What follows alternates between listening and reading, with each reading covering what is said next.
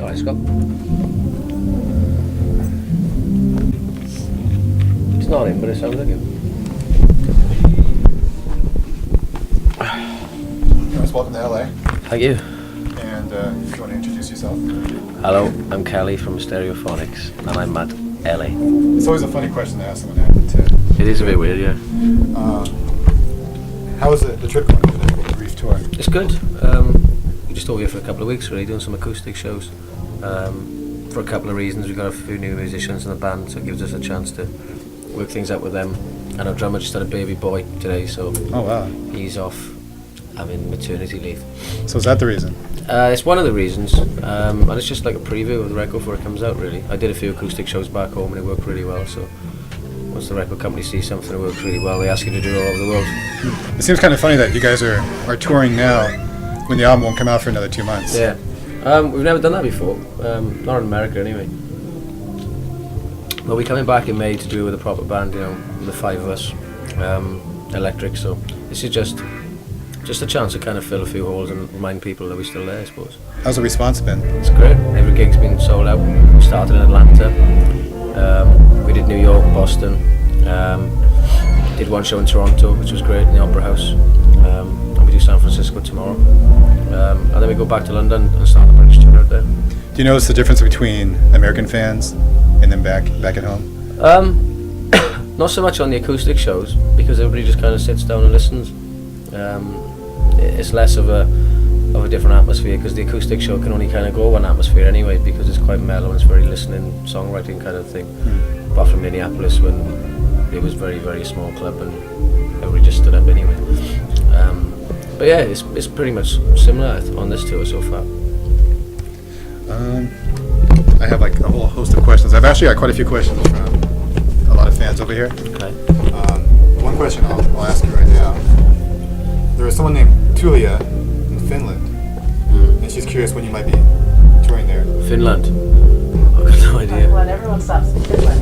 Yeah, I've got no idea. Right after Greenland, right? Yeah, December. I don't know. Perhaps you can quote some prices from Finland to the UK. Yeah, we've never been to Finland. Never been to Iceland either. Scandinavia is about as far as we go. She seems kind of rabid in her desire to see you guys live. Yeah, no, there's a lot of places we haven't. Well, we haven't been to India or anything like that either. But we've done a lot of Asia and Australia and America and Europe. We've never done anything like Finland. Is there a place that you haven't toured that you would really like to go? I think we go to China, Hong Kong for the first time. Interested to see what Hong Kong's like, but I don't know about it. We went gold in Hong Kong. We've never even been there, so it's a good sign. I don't know how much gold is in Hong Kong, but You ever thought about maybe like South America? Rio and stuff. Rio, Yeah, we were gonna do a couple of Januaries ago. We were supposed to do some shows with Oasis in Rio, but it fell through just because of album release dates and stuff. But we've never done any of that. But hopefully in a couple of years we can do the Rock in Rio thing. Yeah. It should fall right for us on the next year, actually, if the album's going well. Do all the places seem kind of familiar after a while? I mean, I can only imagine how busy you must be. I mean, you probably arrive in the city and you have all these interviews like myself. People want to talk to you and everyone wants something, and then you have a chance to do the sound check, and then there's a show right afterwards. It's as much of a routine as any other job, really. But it's a routine that we like doing, I suppose. If you keep coming back to the same towns, hopefully the venues get bigger every time you come back, and that's what happened in Britain. You know, if you play Liverpool, you start off with the Lomax, which is a little club, then you go up to the Lomax 2, which is a bigger club, then you go to the Royal Court, and then before you know, you're playing like Manchester Apollo or something. So if you just keep coming back, then the venues get bigger. And that's kind of happening over here. Like this acoustic tour, it all sold out really quick, and it's just acoustic stuff. And like you said, the record's not out, so it's a good indication of how it can go with the support of radio and stuff. Hopefully.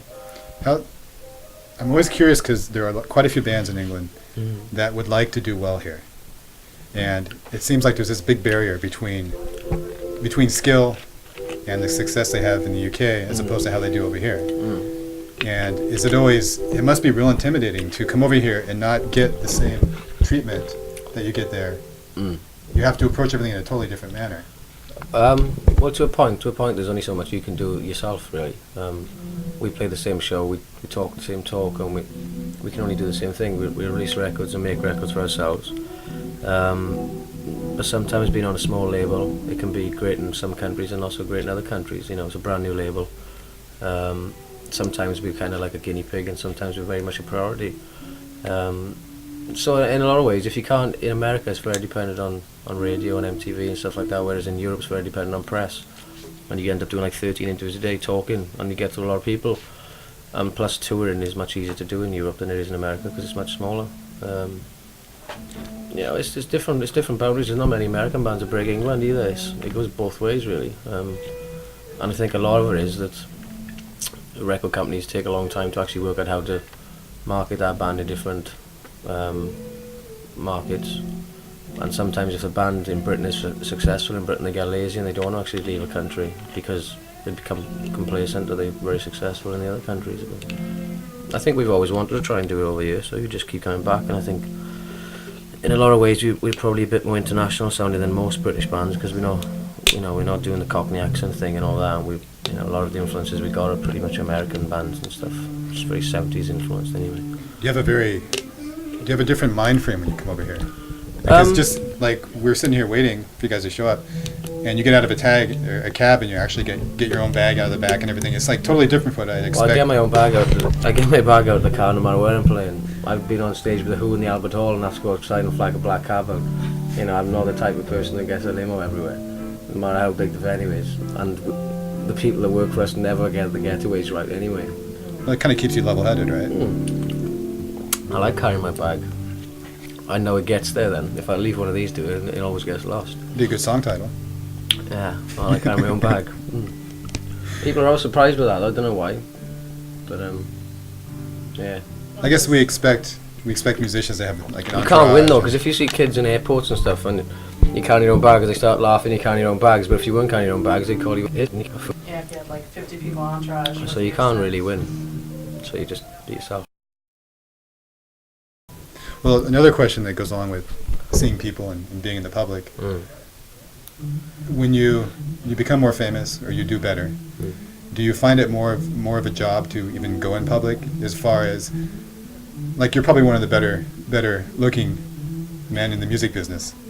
Do you find like you have to like keep up appearances? Yeah. Or can you just like go out and not worrying about cleaning up and all that? Hair's all messy. Do you worry about stuff like that? I wish my hair could get a lot more messy, but it won't go. I'll trade with you. Yeah. No, I don't really take that side of it that seriously. I don't lose sleep about no more than anybody else wants to look okay. I don't, just because people start writing about the way you look and stuff. We've never been that type of band. I much rather people write about what I write about, or the way that I sing, or the way that I play, than the way that I look. You can't do anything by the way you look.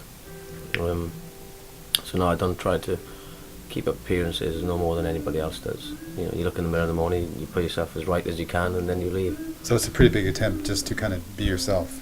Not really. In England we get recognised in different places, more so now than I have before, because there's been a lot of TV stuff lately over Christmas and stuff like that. I did quite a lot of TV shows, and I never used to get recognised that much in London, but it's a little bit more than it used to be now. But Cardiff is a lot more difficult in Wales and stuff. But you know where to go and you know where not to go, and if you want to go to a city, then you know what to get. If you go and shop and you get what you need, and then you leave. But how did it feel the first time when you started getting recognized? A bit weird. It's a bit weird when you're in a shop cubicle and you're trying on a shirt and there's people outside the cubicle waiting for you to sign the receipt or something. That's weird. Because if you're on your own, it's quite intimidating because you don't know what to do. It's embarrassing more than intimidating. If you're with a gang of boys, then it can be really funny because you take the piss and everybody has a laugh. But if you're in a restaurant and you want to be on your own doing your thing, then it's a bit weird. But yeah, because I read something that you had in another interview saying that you really have to know what you're doing and what you want to get. Yeah. Rush in and rush out. Yeah, it's not so much rushing. It's just you can't window shop as much as you used to. But you can. London's alright. London's a big place, but Cardiff is just a fucking nightmare. But not in a bad way, just in the way that it's a waste of time because you never get nothing done. So. So I have a couple more questions from some of the people. A girl named Chris asks, what inspired you to be a musician? My father probably. He was a singer, and from a really young age I used to go in the clubs watching him sing. And I just used to like the way that people in working class clubs didn't give a shit when somebody walks in the room, and the way that he actually won over an audience by picking a really good set, and the way that he paced it all, and by the end of the night everybody's standing on the table. And I thought to actually be able to do that is an amazing thing. So in a very casual way, he started getting me interested in music by buying me a cheap guitar, and if I wanted to learn, I'd learn. He didn't ever force anything on me. So, plus there was always a lot of music being played around the house, a lot of soul music, like Otis Redding and Stevie Wonder and stuff. Whereas my brothers were playing like Crosby, Stills, Nash and Young and Bob Dylan and Creedence and stuff like that. So it was all really songwriting kind of soul sort of stuff. So it must be nice to speak to your father now and yeah, kind of share stories. Yeah, he's at first he was really worried because he knew how much disruption's involved in the industry, and he had dealt with quite a lot of it. And him being a solo artist, there was a lot more to deal with because he didn't have a band around him, because the record label made him dump his band because they weren't good enough to play on the record. So it became a bit more weird for him. So he ended up knocking it on the head because it just wasn't any fun anymore. So he was surrounded by a lot of people in London that he didn't really know. So he kind of lost the plot with that.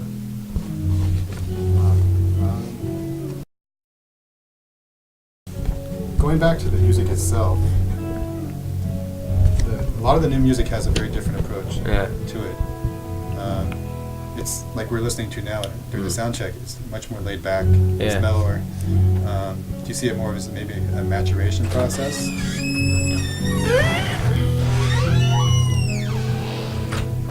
Thank you. That'll sound really good. What's yours? Good atmosphere.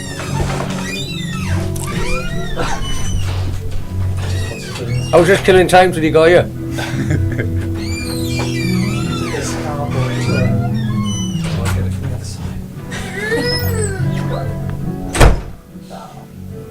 Right. The album. It's much more. It just became much more musical. We toured for 5 years as a three-piece. Got a little bit jaded by it, a little bit bored. And it became less about the music. The last 6 weeks of the last American Canadian tour just became about drinking, and people just started kind of losing the plot of it because what we were doing on stage wasn't making us excited anymore.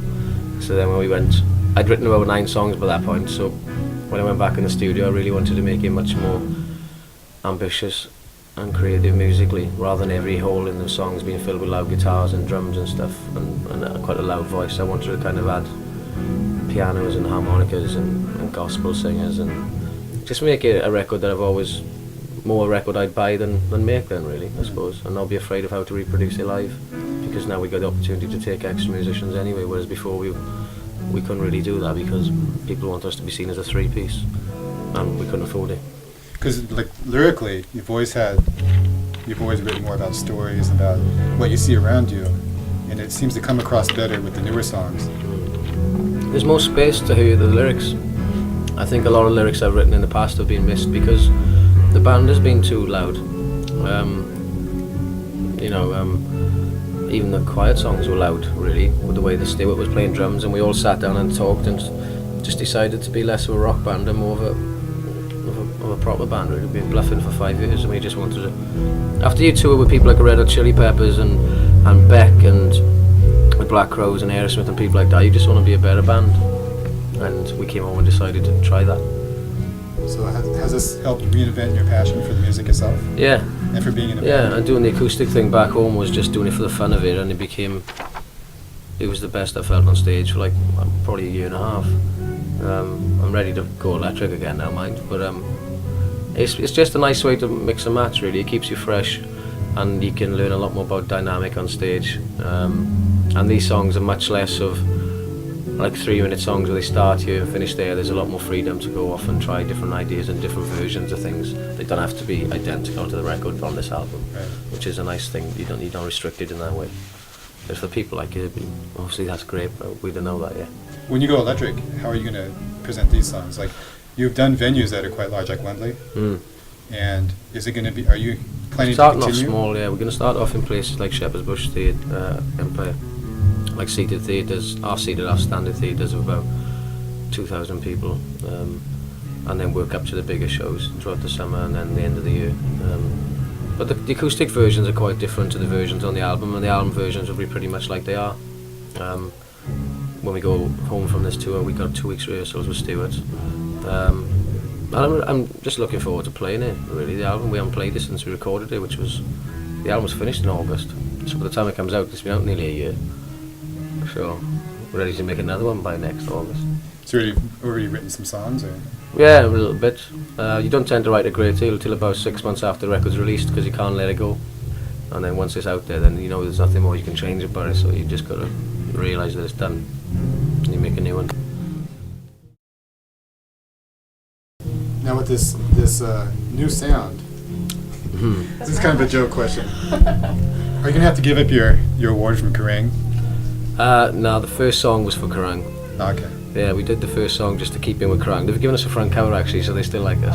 The Kerrang actually came to the acoustic tour and reviewed the acoustic tour. I got no idea why we always work in Kerrang, Yeah. but they seem to really get on with us really well and give us awards every year. It seemed So like the first few articles from about Yeah. Stereophonics were out in Kerrang. I think it's because we were always talking about AC/DC and they felt a soft spot for us. Yeah, I've got this one where it's like this little blip on when Performance and Cocktails came out, and there's like a picture of like the guy from Metallica on the front, and like little picture of Stereophonics in the corner. I was like, how did they get in there? Yeah, it's the, you know. But they started reviewing us from the first album, and they knew we had quite a lot of old rock bands, and but they've been reviewing us ever since, and they've always been really supportive to us.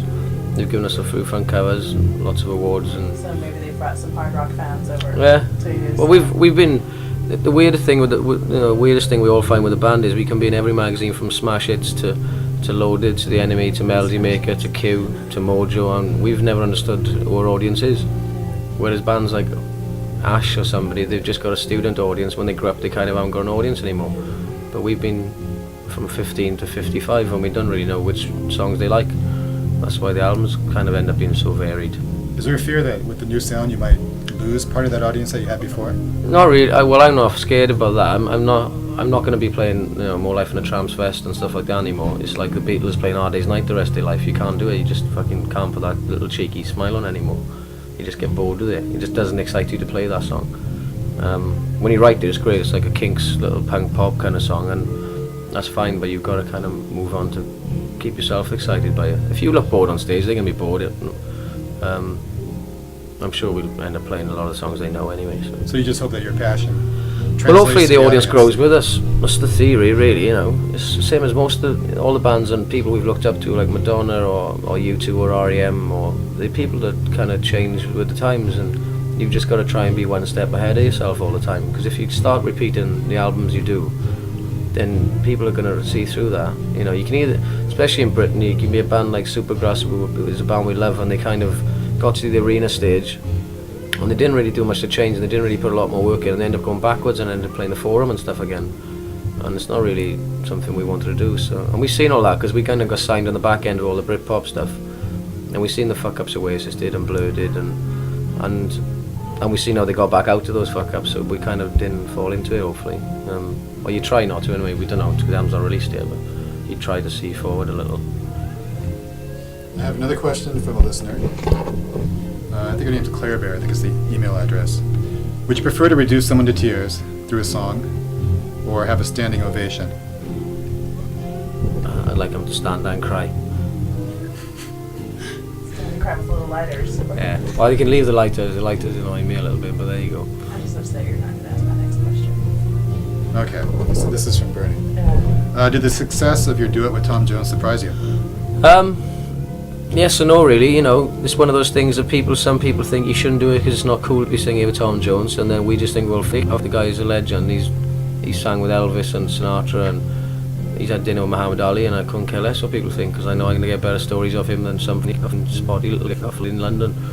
So, not really. I think Randy Newman writes great songs, and people can see that. And to do a Randy Newman song with Tom Jones, and go on tour with him for 2 weeks and listen to his jokes and actually have the experience of playing with like a lot of black backing singers, and it's just an experience. It was just a bit of fun. The album was finished, we brought it out and it went to number 4 or something, and for our credit in Wales it was amazing.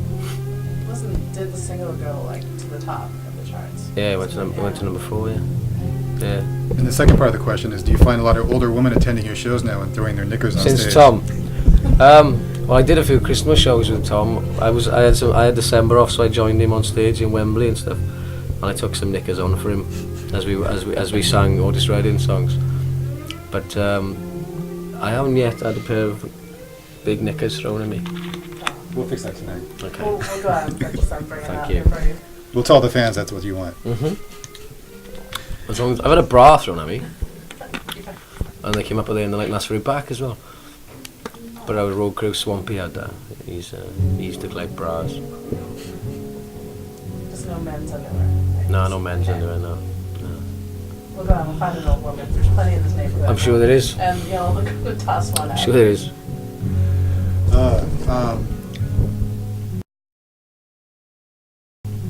What bands were your greatest influence? A lot of things, like I said, about the soul stuff, Otis Redding, Stevie Wonder, Creedence, Kinks, Beatles, Neil Young, Bob Dylan. When I was a kid, AC/DC. And stuff today as well. You know, everything influences all the modern bands as well. You know. You find that you're really a fan now, just as much as you were before. Or do you kind of try to more distance so for yourself? stuff like early Stevie Wonder stuff, because I think the guy was so ahead of his time. Like 68 to 74 Stevie Wonder records are unbelievable, and to actually get that atmosphere on record now, you probably can't even get it. And you've got all the technology today, and it just doesn't sound like that anymore, because they played so well and they got such a vibe about them. So yeah, I suppose when you make records, they become more of an influence. But do you find it hard to be a fan of, say, Of music, bands? of current bands? Of your contemporaries? Yeah, you tend to be a bit critical about everybody. You tend about yourself as well, videos or radio. If somebody's getting more radio play than you, you're like, well, why are they getting more radio play than you? But you do respect artists for being good. You know, people like, you know, I think The Fran's a really good writer, and I think Coldplay's good, and I think what Noel Gallagher's done, and Damon Albarn and Graham Cox and all those types of people. I think they're all really good musicians and really good at what they do. And you respect that, you know. Respect Oasis more so because they kind of open a lot of doors for British bands, even though people don't really rate them much now. But you know, they changed a lot for the British music scene just by being arrogant. It was needed again. So, are there any bands that you see coming up now that you really see promise in? We took a guy called Davy Crockett on tour with us, and he's in a band called the Crockett's, obviously. And he's a really good writer, and he writes books and stuff as well. He's a really clever guy. And there's a band called Turin Breaks, who are going to open up for us on the British tour as well. They sort of Crosby, Stills, Nash and Young kind of vibe, but really good voice though. But I've never met any of them. Met the Crockett's, but never met Turin Breaks. But just heard the CD and it sounded good.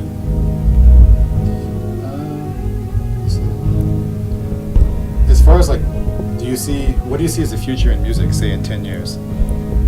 I don't know, everybody keeps talking that rock music or guitar music is going to die and it's all going to be dance music or wherever, but I think there's room for all of it. I think dance music needs rock music and rock music needs dance music, because it's all kind of combining anyway. Then you can pick and choose which way you want to deliver it or produce it.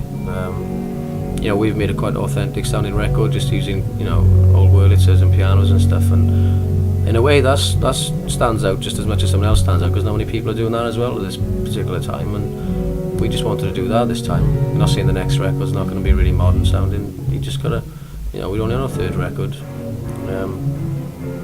You don't get much chance to develop anymore these days. You know, if you don't make a great record, every record you get dropped. David Bowie and Neil Young made many ish records, but they still had the time to develop, you know. But unfortunately, people's attention spans are much smaller now. A lot of people who have heard this new album have said that there's a strong Neil Young influence. Yeah. Any chance of working with them? There is actually, not personally, but we're on a lot of the same festival bills in Europe with him, which we found out this week. I think we do a festival in Italy and a festival in Germany. We're on the same day as him, so it'd be great to meet him. You know, Harvest Moon and Zuma and stuff like that. Records, my brothers were always playing around the house, and so yeah, he's a big influence lyrically. He's the type of voice that you either hate or you love him. Most girls can't stand him, but most blokes like him because he sounds so sincere. It sounds so bad that it sounds good, because he's all over the place, really. That's got to be one of the strangest things about getting to your level, is suddenly you're a contemporary of all the people that you grew up with. Yeah. We're strange working with, you know, meeting people like Paul McCartney or Neil Young and stuff. It's always weird. And there's not many bands that kind of scare you on the way up. Watching Aerosmith on the side of the stairs scared me, and watching Black Crowes, and Macy Gray and people like that, mostly American people, because I think they put on much more of a show. Like, you watch Macy Gray and she's kind of like the old Ready Steady Go footage, or Otis Redding and stuff. Is a proper big show. You watch a British band, it's kind of just like that, going through the motions, and it's fucking really boring. They kind of hold on to that shoegazer type. Yeah, and it's good if you're good at it, but if you're a pretty boring frontman, you're not got the best voice in the world, then it's a bit of shit, really. I think Liam Gallagher's one of the only people that can stand on stage and actually have people look at him and he doesn't do floor because he's got that thing about him, and that's an art as well, I think.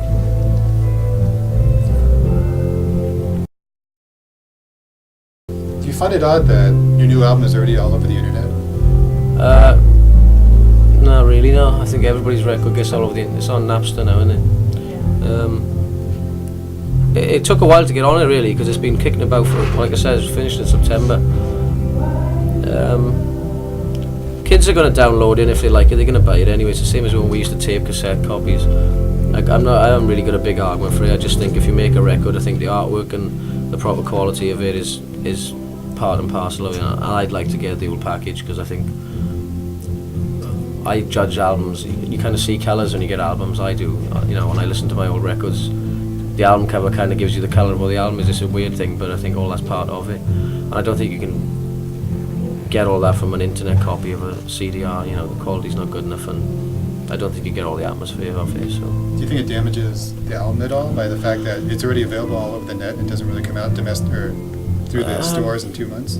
Yes, so no, in a way it kind of creates a vibe. If they like what they listen to, then they tell other people, and there's still people hearing your music. Money-wise, obviously you lose money, but you know, you lose a lot of money anyway. I think you get about £1.30 a record, and the record company get the rest. So, you know, that's why they're so worried about it. Record companies and Napster should actually get together and work it out, really, and then they'd be much more better off for everybody. You know, there should be listening posts, and people should listen. It's like a listening post in a record shop. It's a complicated thing, and I'm sure it'll end up getting really rough before it gets right. But I think record companies should kind of get involved with it to try and sort it out as well, though. Did you ever consider maybe releasing kind of like a fake album? And then just totally hide the other one, like in a vault or something, and then release that? No, surprise everyone? I haven't considered that, no. I think Radiohead did that. Because that's what I keep waiting for a band to do, is just, you know, put all this false stuff out there, B-sides and whatnot, kind of like Kid A, a lot of people thought was. Well, And Kid A was... I didn't buy all that Radiohead stuff because they make a record so... But they know they're confident it's going to work, and they keep another one ready just in case it doesn't work. So, in that sense, I don't really believe that. But it's so hard to market a record as it is. To market two would be a nightmare. And you've got to... There's so many people doing it, it takes like 2 years to get around the world now. Because there's so many magazines to talk to, so many TV stations. radio stations. And whereas years ago there'd be one magazine and one radio station in the country and you could tour the world, and people used to release a record a year, maybe 2 records a year. But now you can't do that because you've got to talk to everybody, and you end up talking about music more than you end up playing music. So it's a bit weird. If it all ended today, what would you do to keep yourself happy? I don't know. Well, in general. I mean, what? If the music ended today or the world ended today? No, just the music. Your career right. as a musician. I'd do something else. I don't know. I'd probably write something. I'm always kind of writing ideas down. I'd like to end up writing a script. I'm always doing stuff like that. So when I get bored of doing what I'm doing on stage, if I get too fat and bloated, it don't look so good on stage, then I'll do something else. Nothing worse than a fat, ugly old rock star. So I'll do something else then. There's plenty of things to do. I got fingers in a lot of pies, and I'm not scared of this being taken away from me, because at the moment I'm kind of on top of our game particularly, and I know where we're going, and hopefully it stays that way for as long as we. I think you're in control of it to a point, and if you don't get lazy, then you'll always kind of be able to do it. Is it kind of liberating to feel that way, to feel that, if it ends, I have something else, I don't have to worry about this? Yeah. If you've got ideas about stuff, then yeah, it's fine, I get involved in like stuff like the artwork and videos and all that sort of thing, so I don't just probably get involved too much really, because you don't have much time to do it all, but in a way bands can get dropped, or the record label could go bust, our labels got shares everywhere and it all could fall through, but if you're good at what you do, or if you're determined to achieve something, then another label will sign you. But you're only as good as your last record, your last song, or your last gig, so if you don't kind of keep moving forward and criticising what you've done, then that's where most people fall. They get all their money, and if you spend it all, they kind of forget they got to write a song for the next record, and it all falls through. So you've got to split yourself up a little bit. Something else you want to answer? No, I just thought I was expecting an answer like, oh, I'm gonna go start a sheep farm in Wales somewhere. No, I know no, it's not in Newport, just sheep everywhere. no, fuck sheep, no. Well, no, I don't fuck sheep. That's most my family does that. We'll edit that. Yeah, just got to get lots of wellies Well, you know, for the sheep. Yeah. No, it's going well. I'm alright. One of the odd things about, like in this country, we kind of have the South, we have the Northeast, West Coast, but a lot of people don't realize that there's actually strong divisions in the UK as well. Yeah. And like I think a lot of people don't realize, like, you know, being from Wales is quite a bit different from being, say, from England proper or from Scotland. Well, yeah, England, Scotland, Ireland, Wales, 4 different countries, and they make up Great Britain. And you got Northern Ireland as well. It isn't that complete different culture, though, to be honest. The North England, Scotland, and Wales are kind of all an island. Dublin, Southern Ireland are kind of similar in enthusiasm and gigs and stuff like that. And then the south of England, like London and stuff, is just a bit more. There's a lot more different types of people there. You know, it's kind of not like New York, but there's a lot of different cultures there where you don't get that in Wales much, really. You know, there was no black kids in my school and stuff like that. It was very much of your kind, and that's kind of it until you go to a city like Cardiff where there's a lot more of that. So England, Scotland and Wales, there's not a great deal of difference between. It's not like New York and LA where it's quite different. Do you feel any affinity with any of the other bands from Wales? A pride of that we've done something for the people of Wales, because for many years they didn't have nothing to talk about apart from Tom Jones or Shirley Bassey or Anthony Hopkins or Richard Burton, which are 4 fine people. You know, I seen Anthony Hopkins eat somebody's brain last night, which was great.